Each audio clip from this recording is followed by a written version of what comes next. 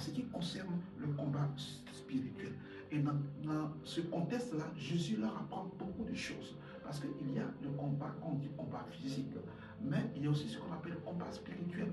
Car nous n'avons pas lutté contre la chair, contre le sang, mais contre toute autorité et précisément tout ce que vous connaissez dans le livre de Éphésiens chapitre 6, verset 10 à 12.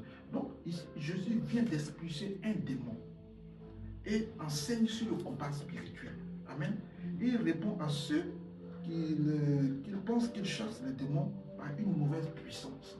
Donc, Jésus ici enseigne sur le combat spirituel et il répond à ceux qui, pour eux, chassent les démons, mais par une autre autorité que le nom de Jésus-Christ. Alléluia. Les gens se disent les exorcistes. Il y a ce qu'on appelle les exorcistes, il y a ce qu'on appelle, il y a plusieurs catégories de pouvoir ici expulser les démons. Mais ici, principalement, Jésus s'adresse à une catégorie de personnes pour dire que lorsque une personne est habitée par un mauvais esprit, amen, et lorsque la maison en fait est d'abord en sûreté, je prends d'abord le contexte, le premier verset, lorsqu'un homme fort et bien armé garde sa maison, ce qu'il possède est en sûreté.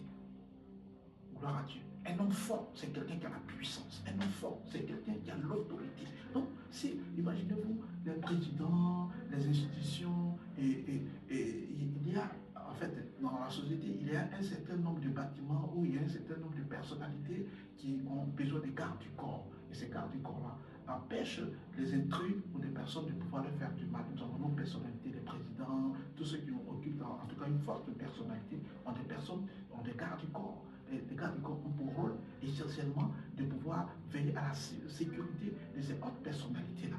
Amen. Donc Jésus parle ici des hommes forts. Et la Bible dit que lorsque la maison de l'homme fort est gardée, alors cette maison en sûreté, vous imaginez qu'il n'y a pas de garde du corps autour des maisons des grandes personnalités, etc. Qu'est-ce qui va se passer? Les bandits et les gens vont les cambrioler, etc., etc. Mais lorsque la maison est gardée, hein, il y a les gardes du corps pour surveiller cette maison-là ou cette personnalité-là. Alors, cette personnalité peut dormir tranquille et en sécurité. Tout ça, c'est bien en sécurité. Ici, Jésus parle sur le plan spirituel pour dire que lorsque un homme fort est bien armé et que sa maison est bien gardée, alors il garde bien sa maison. Lorsqu'un homme fort est bien armé, garde sa maison, ce qui possède en sécurité. Un homme fort, ici, Jésus veut parler de celui qui a pour celui qui a la sécurité en Jésus, celui qui a pour